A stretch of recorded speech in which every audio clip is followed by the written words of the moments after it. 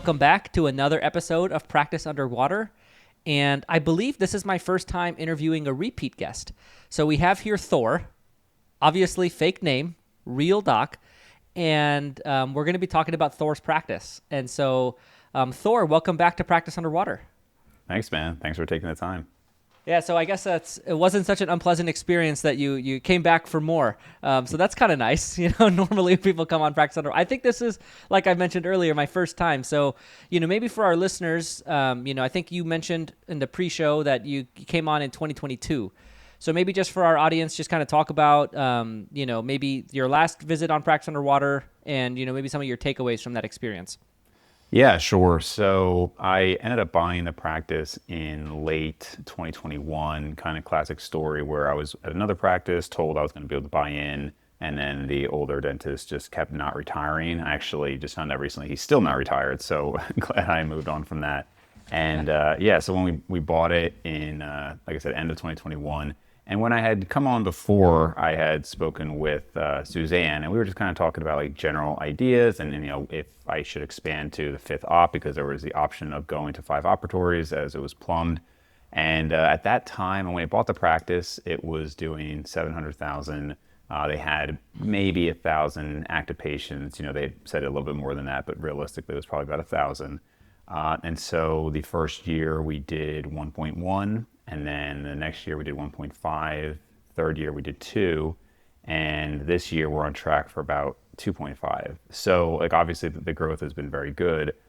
So really we're kind of at a point where it's going to be a crossroads, and I can get into this as much as you want, but basically do we start to get to that point now that we're at capacity, 2,300 active patients? Do we start looking at dropping insurances, going that route, or expanding or moving? And again, we can get into all that. Yeah, I mean, I'm excited to jump into all of that. I think the first thing is a round of applause, hats off to you. I mean, so when I looked through your practice by numbers before, I was like, man, this practice is humming.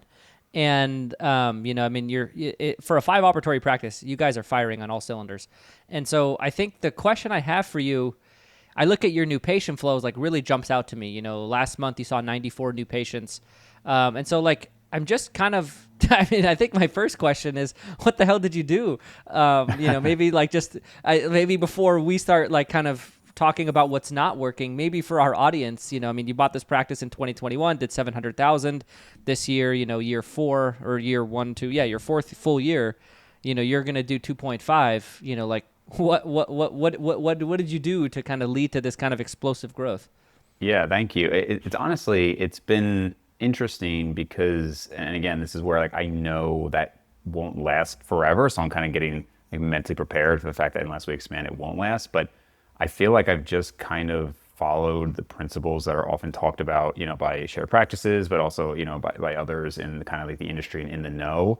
Now, initially when I took over, it was definitely late and long nights, and I was literally emailing like patients. Every patient I met, I would email them and say, it was great to meet you. We'd appreciate a review. Like it was all manual. So this was before I had like PBN sending out, any reminders for that. I'm very glad to not be doing that anymore. And now we do just have that. But, we've obviously had a lot of good reviews. I think that brings people in, and we do some mailers. I know a lot of people hate on mailers. We've had relatively good success with mailers.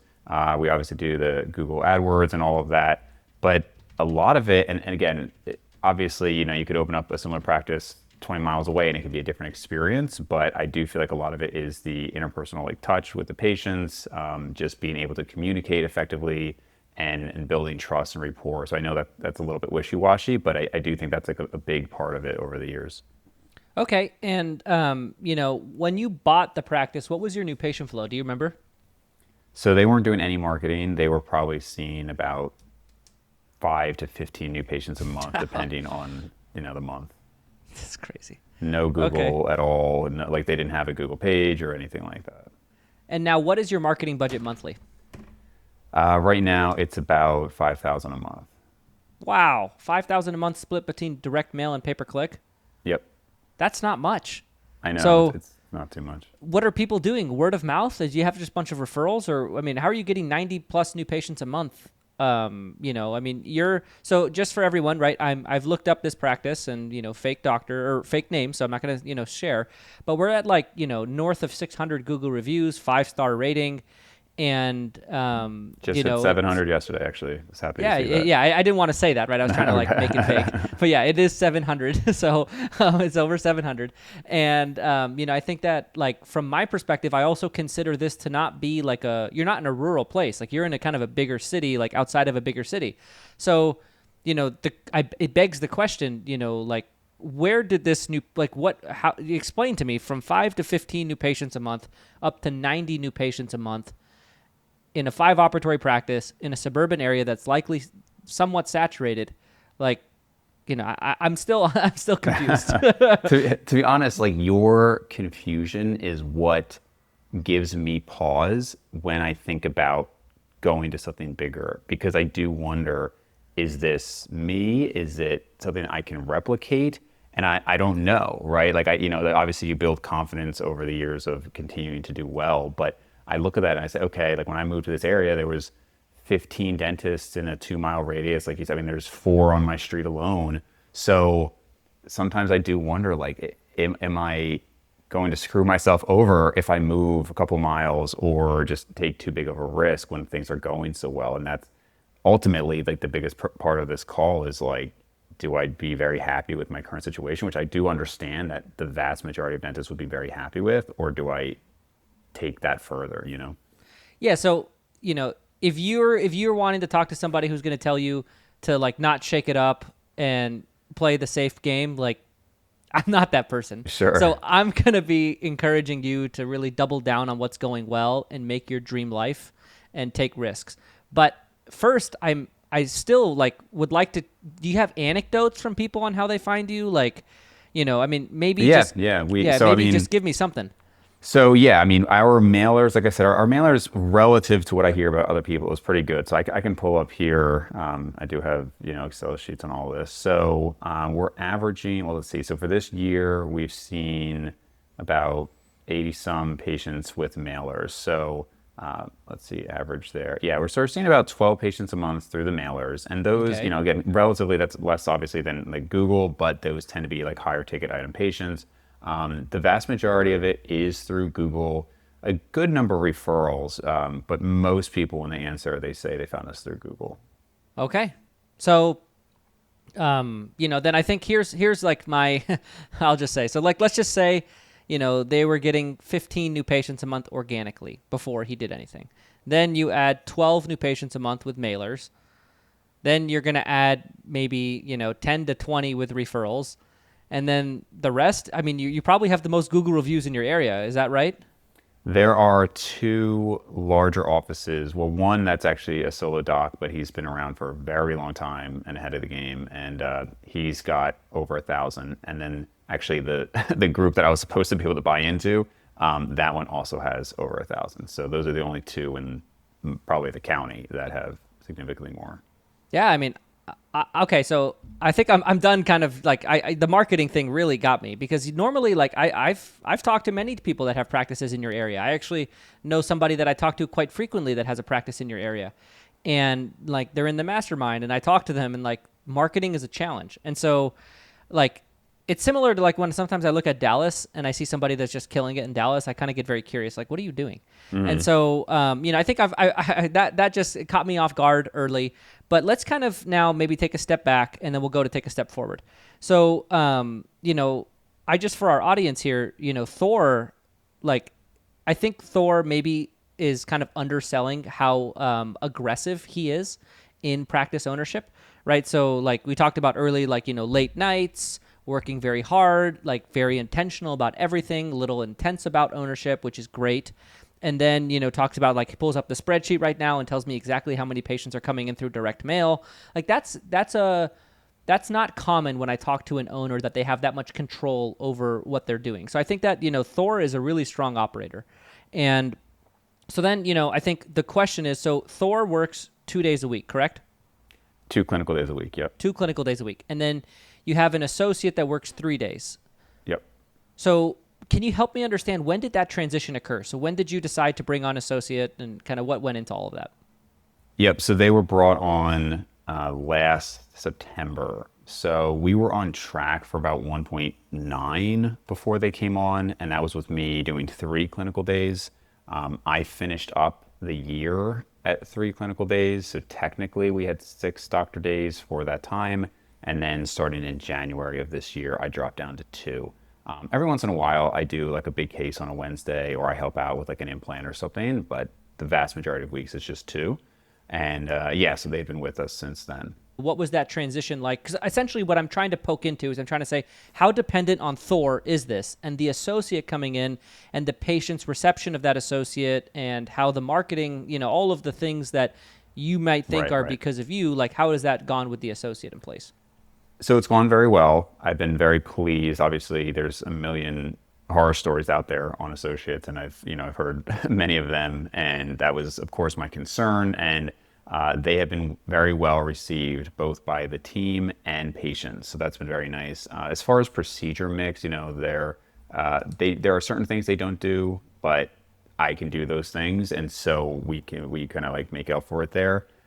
But I think the biggest thing is the personality. I mean, due to the area, when I first put up the associate position, we had 20 people apply within a few days, which is very unlike hygiene, which is Yeah. just tough everywhere. So that is nice. But in talking with a lot of people, this person was actually the first person I spoke to, and they were great. And other people, I mean, they were okay. But to me, I feel like it is so personality based. For better or for worse, that's just kind of how it is in this industry. And so they've done very well with that, and their production has continued to increase. I mean, initially my goal was, okay, I want to do 12,000 a day for me, and if they can do 6,000, that's great. And I should clarify, that's like the office doing 12,000 on my days and 6,000 on their days. But they've scaled up from there, and now a lot of the days that they're here, it's 8,000 and sometimes even 10,000. So when I say it's dependent on me, I don't mean like exclusively. Like they are doing great, but I just know there's obviously that ownership level of intensity where like, okay, I'm going to work through my lunch. I'm going to do this that I just wouldn't expect from an associate necessarily. Totally. And, do you have an idea of, I'm trying to pull it up on PBN, but do you have an idea of the difference between like, for example, last month, your adjusted production was 201,000. And so, if you had to just split between, I can kind of find out hygiene, but like how much did you do out of 2 clinical days in that month? And how much did your associate do? Do you have like just kind of a ballpark? So prior to the associate coming on, I recall looking that I was doing 80+% of the office production. For the last couple of months, it's actually been under 50% for me. So the last time I looked, the amount that I'm doing in 2 days is pretty similar to what the associate is doing in 3 days. Okay. And you're lumping hygiene into this, correct? No, that's like if I just look at my production versus their production, it's pretty similar for the year. But again, I'm doing 2/3 of the days that they're doing. Okay. So I'm looking at your last month and I see that you did 201,000 and 49,000 of that came from hygiene. So then there's about 150,000 of doctor production. You're working 2 days. The associate's working 3 days. So I'm going to just try to pull up here. What was that split between you and the associate? Trying to get it. Sure. And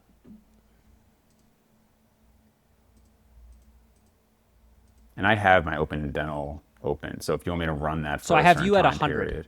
Does that sound right? This is for just the past month. Yeah. If you want, I can just pull it up right now. So for the last month, I have me, yes, total production 102. And for them, for the last month, 92. Yeah, I have that same thing. It's kind of funny how those numbers, I mean, that adds up to way more than what I said. What do you have as your total office production for For the month? July, For we were July. at 250. 250. Okay, yeah. So that makes way more sense. Okay. So that was my bad. I don't know where I got 201 showed up. So, okay, so we have 250 in total production. You have hygiene doing 20%.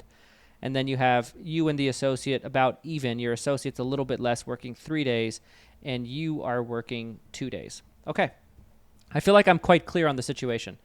And so let me just kind of summarize it for our audience, and then I'm going to start drilling into your questionnaire. So, we have a practice here. It's 5 operatories. You have 3 full-time hygienists. They collectively do about $49,000 a month. And then you and your associate are both high producers. I'd call you guys. On 3 days, your associate does 92,000, and on 2 days, you did about 102,000. So practice in total did about 250,000 in production. And this is adjusted production, so it's like the insurance write-offs are all included in that. And I think now I'm going to kind of read through your questionnaire just for our audience, right? So I think the first thing that you're really wanting to determine is next steps. And I think that you want to maintain your current income, but in a more sustainable, easier way. And the clinical days are starting to maybe wear on you a bit, is kind of what I'm gathering from the questionnaire. And you're trying to figure out, how can I, maybe take a step back clinically while maintaining my income and, growing the practice. Is that kind of a synopsis of what you're looking for?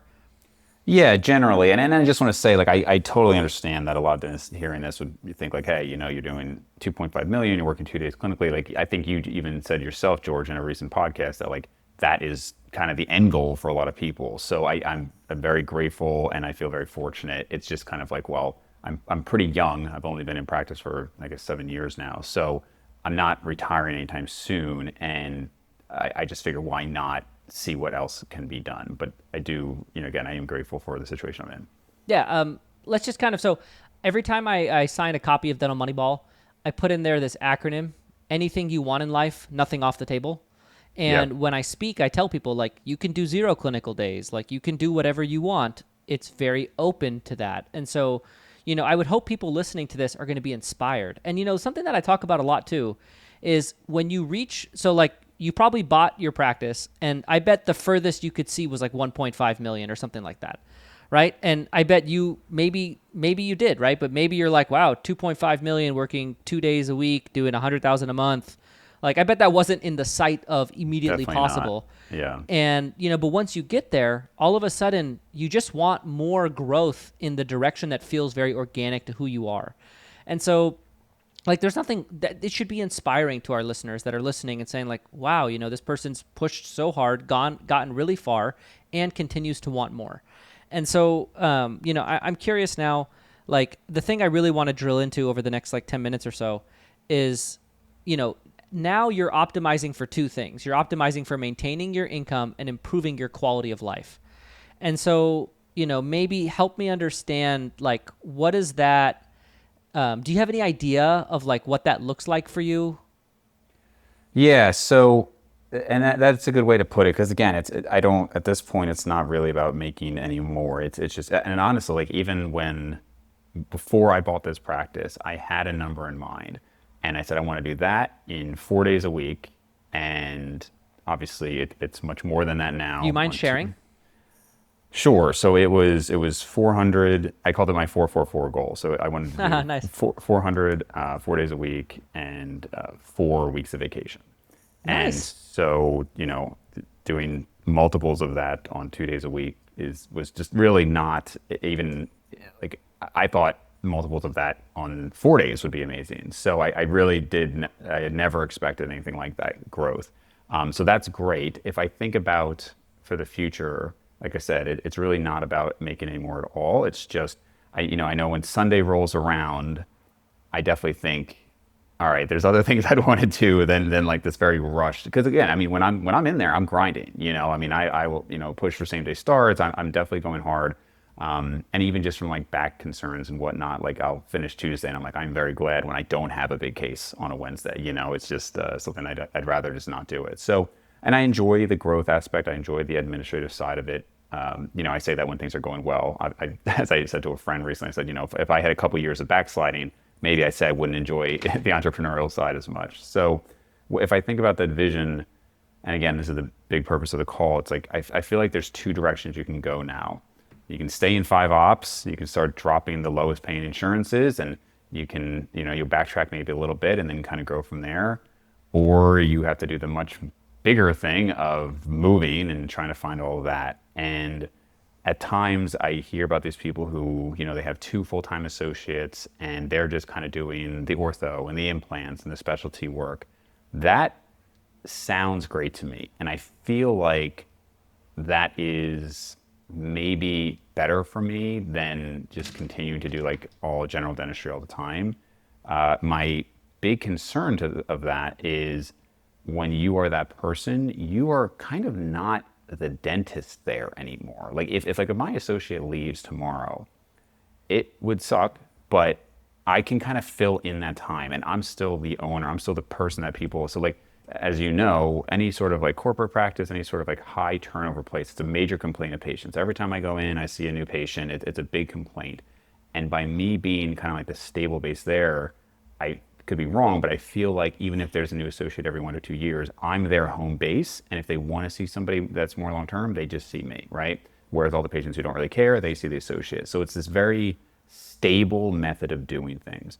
Once I relegate myself to saying, you know what, I don't do any of the general stuff, I'm just the pseudo-specialist, now that turnover is a very real thing. And so that's kind of my biggest hesitation of that kind of practice. Yeah. So I'm just going to be quite candid and forthright. When I initially have been looking at your situation, I feel like the pseudo specialist is what I've just kind of zoomed in on, because you're a really heavy producer, right? So for you to maintain your income is going to be very challenging without you having significant production. Mm-hmm. So, my kind of thought process was like, general dentistry can be a bit straining, right? High patient volume, like kind of running around a bit. And I think the thought that I've had, and I want to drill into now, is there a procedure mix that you find energizing? So I really like ortho to the point that I've really considered getting into like traditional bracket and wire ortho. I haven't taken that leap yet, but I do quite enjoy it. Hate endo, really dislike endo. Do you do endo? I do anterior and premolar. I have since stopped doing molar just because it hasn't been worth the time. My associate does some of that. So, but again, to me, it's just I can do 3 crowns in the time I could do 1 molar endo, and it just doesn't usually make sense. I'm quite good at extractions, so I do a lot of extraction and grafts, and I do implants, but not a ton. I like them. I don't really have any interest in getting into like all-on-6s and anything like that. Basic implants are fine for me. That's kind of like my wheelhouse. Obviously, I do crowns and whatnot too. It's fine. I don't love it or hate it. So I want to understand the Sunday scaries a little bit. So, on Sundays, you have that feeling. Maybe help me understand that feeling as well as you do. Yeah, I often ask myself that too. And I will say cutting to 2 has been a huge benefit because when you go in, doesn't matter like how rough it is, you only have to get through 2 days. So that has been tremendously helpful compared to, let's say, 4. But I think part of it is being rushed. As much as I am somebody who is like go most of my life, the reality is I don't like being interrupted. I don't like being rushed. Like like in life, if I'm eating, I don't want to be interrupted. If I'm working out, I don't want to get called. So I think that is part of it, that when you're checking for 3 hygienists and you have this, now somebody can easily hear that and say, well, then it's your practice, just slow down, don't do that. To which I would say, I understand that, but if I'm only going to be there for 2 days, I feel like I need to grind. So like when I first took over the practice, it was 4 days a week. I took a lunch every day. I finished on time. Now I never take a lunch because again, I'm like, if I'm there 2 days. So certainly the days that I work are now harder days because I'm cramming more in there. So to your point about the pseudo specialist thing, you're not getting interrupted by hygiene. You're not, there's just fewer interruptions. Yeah. So, does your associate want more days?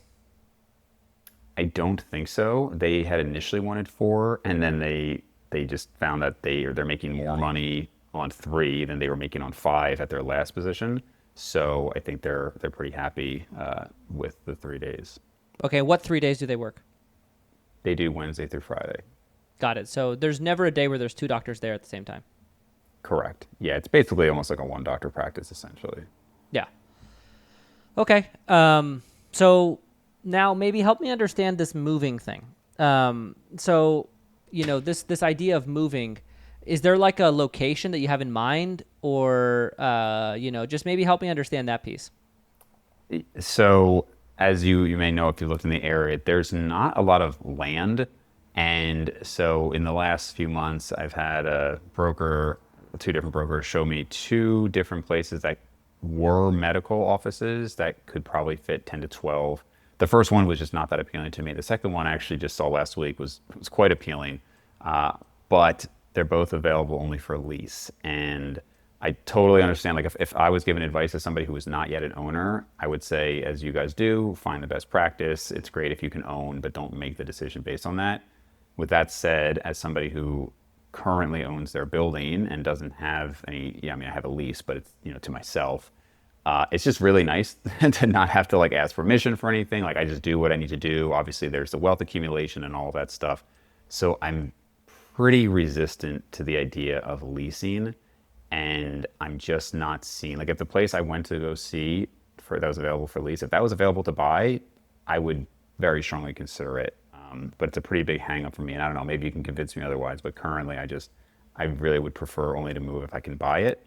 And there just aren't many options. And then I'm in the process of talking to architects right now about expanding in my current location, but we're already past a lot of the like variances and whatnot that are for this location, like different setbacks and whatnot. So I could maybe cram some more operatories in this area, but it would be extremely crowded. We'd run into parking issues. I don't think it's super viable. Maybe a sixth operatory. Okay. So, so my gut instinct in the beginning of our call was to not have you move.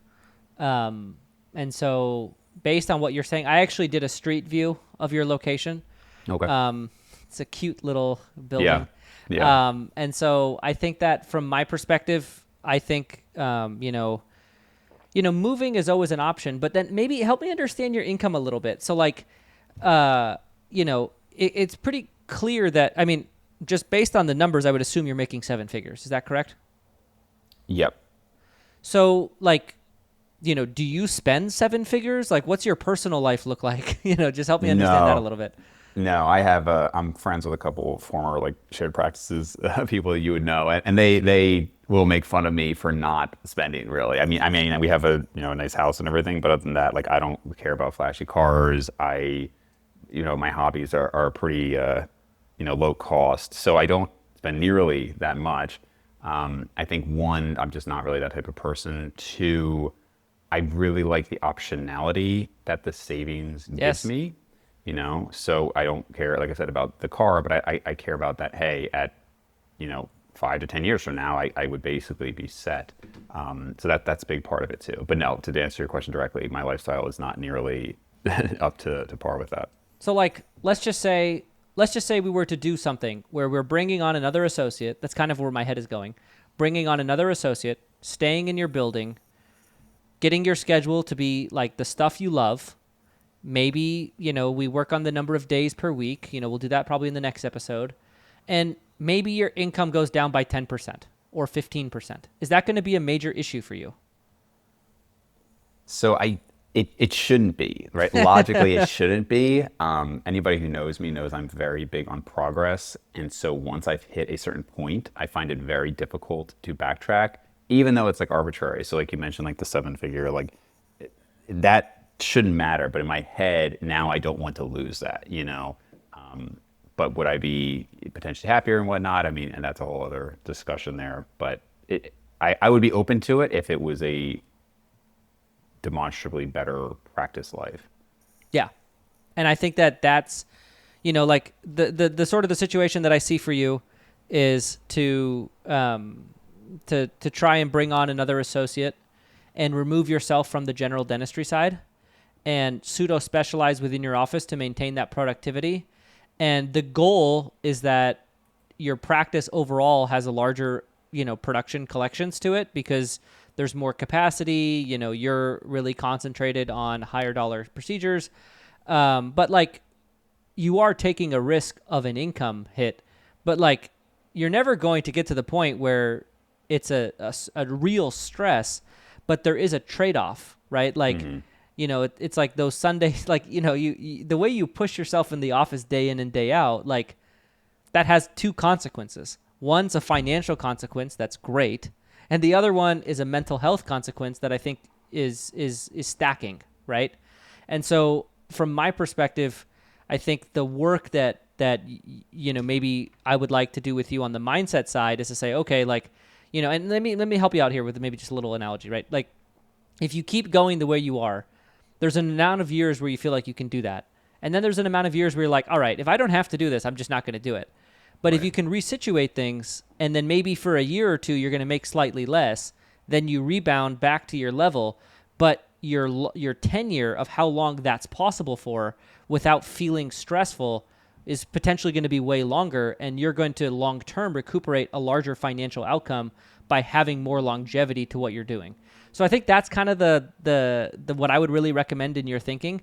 And then if you stay in your current facility, like, your costs are going to stay somewhat low. So, I do think the rebound side can be fairly quick. It's kind of like if you're making a transformation of some type, you have to make a bit of a sacrifice on the front end to have like a longer term, better outcome. That's kind of what this would be like. Sure. And this may be something we have to do in part 2, but that brings up the question to me for like capacity, because outside of split shifting, how do you support 2 associates and a specialist in a 5-op practice? Yeah. So I think that's a perfect way to transition to part 2. So, Thor, if it's okay with you, I really want to dive into that deeply. And so, I really do want to take a minute and, maybe wrap up our part 1. Because part 1, I feel like I want to get the direction, right? And then once we get that direction, then we're going to drill down and look at schedules and operatories and split shifting and staffing and all of the things that need to happen to make those shifts. So I guess let's just say it's possible, right? Let's just say we find a way to do it. Is this something that you feel like fits your, right? Like, you're a patient coming to me, kind of, right? And your chief complaint is sort of what you filled out on the form, what we've discussed. Does this feel like a solution that addresses your chief complaint in a way that you'd be satisfied with? I think so. I don't want to say like, yep, this is perfect, that's going to solve everything, because I do, I play in my head about, like I said, about the fact that I do still want to make sure patients feel like I'm there for them, even if it's only occasionally. But I think that gets me closer to what in my mind is like a fun way. So, and just by example, on those Wednesdays where I would have a big case, it was just kind of me and my lead assistant, no interruptions, let's say it was like 8 veneers or something. And those were kind of fun because like you would just go in, turn on something on the TV, and there's not that interruption. So like that sense of things, again, that doing what you want, lack of rush, like I've had examples where that was nice. So I think it does get me closer to that. Okay, well then maybe before I wrap, I just want to address your actual concern about the patient's letting go of that doctor-patient relationship, which I think is kind of the core of your concern.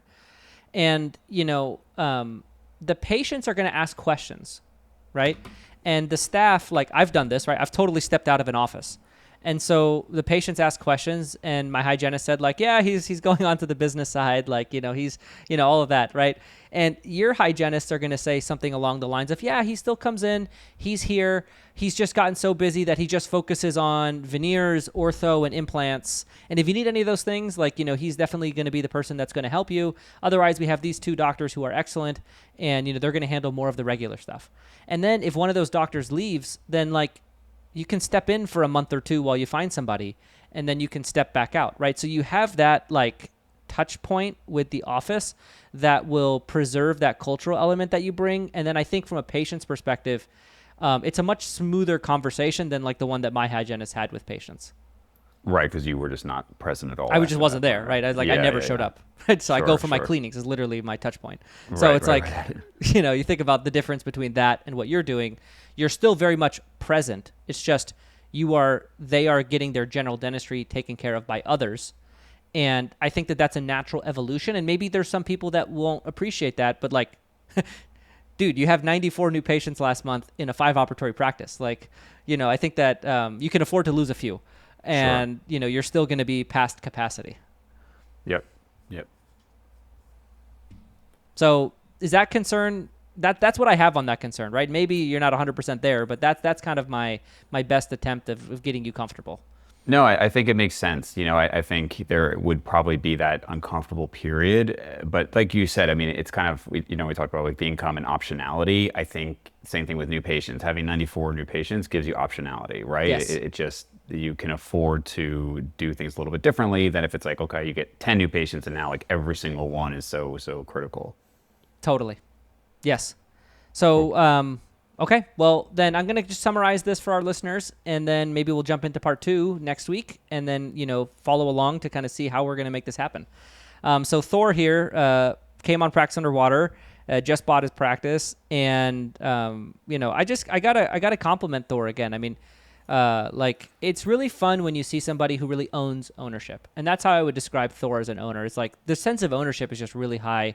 A lot of really strong decisions, really responsible, very disciplined, and really pushes himself day in and day out. And I think that, that's really been just, I mean, look at this. Bought a practice doing 700,000, 1.1, 1.5, 2, 2.5. And then we're here having a conversation about 250,000 last month. So you can see that this 2.5 is kind of like January and December are going to look quite different from one another.